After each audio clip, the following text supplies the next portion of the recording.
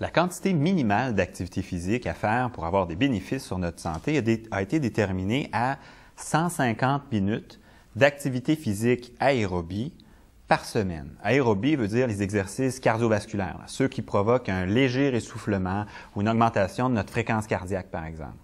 L'intensité idéale est le moment où on développe un léger essoufflement, là où je pourrais parler à quelqu'un, par exemple, mais siffler une chanson serait un petit peu difficile. Alors, si on effectue ce 150 minutes d'activité physique par semaine, il y a plusieurs bénéfices sur notre santé, tant sur notre tension artérielle que sur la prévention des maladies cardiaques, même sur le risque d'accident vasculaire cérébral et toutes sortes d'autres conditions. L'exercice peut agir donc comme un puissant médicament. Si on y augmente un peu l'effort, on peut diminuer le temps passé à faire de l'exercice. Plus on augmente l'intensité, bien sûr, plus l'exercice devient exigeant, mais provoque des changements rapides au niveau de nos muscles, par exemple, ou de notre cœur. Bien sûr, les gens qui sont plus à risque de problématiques cardiaques devraient avoir un examen médical avant de se soumettre à ce type d'entraînement.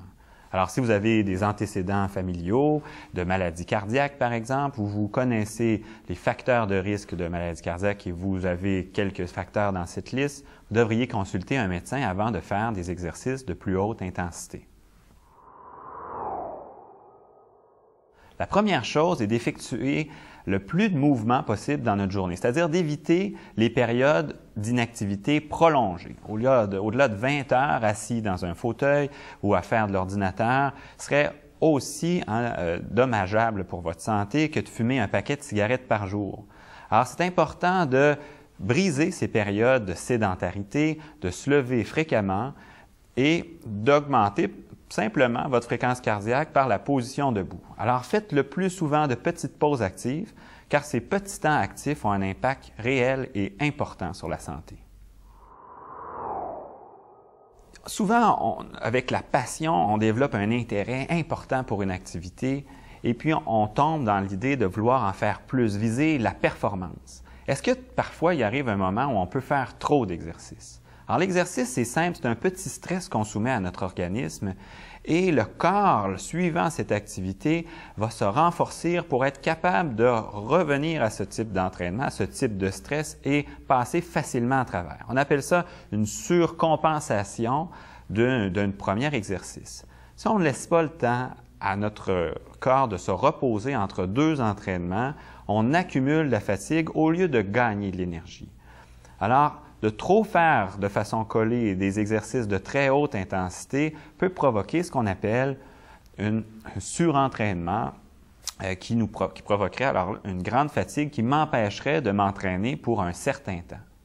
Si je fais de l'entraînement de très, très haute intensité sur une longue période, je pourrais aussi, à un certain moment, amener un certain stress à mon organisme qui empêche une bonne récupération et à ce moment-là, je perds un peu les bénéfices amenés par un entraînement plus régulier, de plus faible intensité. Si je m'entraîne très, très régulièrement, est-ce que j'ai plus de bénéfices à le faire ou une seule grande fois pourrait régler le problème pour la semaine? 150 minutes, par exemple, dans une seule journée. Je vais vous comparer ça au brossage de dents. Si je me brosse les dents le dimanche, par exemple, avec beaucoup de pâte à dents, puis je m'installe devant le miroir 30 minutes de temps et je brosse en arrière devant. Et que le reste de la semaine, le lundi, tiens, je me brosse pas les dents, je suis un peu fatigué de la veille. Le mardi, quand il pleut dehors, moi, je me brosse pas les dents. Le mercredi, quand la visite est là, je me brosse pas les dents non plus.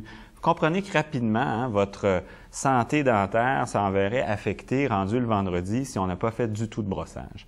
Alors, pour l'exercice, ça peut être la même chose. Il s'agit de faire une petite quantité d'exercice régulièrement.